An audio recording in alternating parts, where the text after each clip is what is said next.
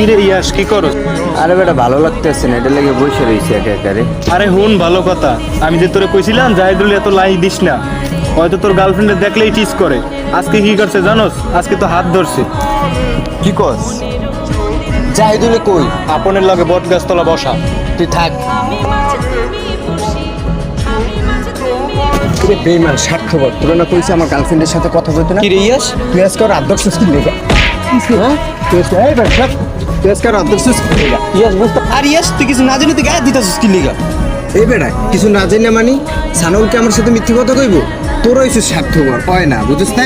আরে বেটা সানাউল তো পুরা মিথ্যা কথা কইছে। তুই চুপ, একদম চুপ, তোর হচ্ছে সব স্বার্থপর। চুপ।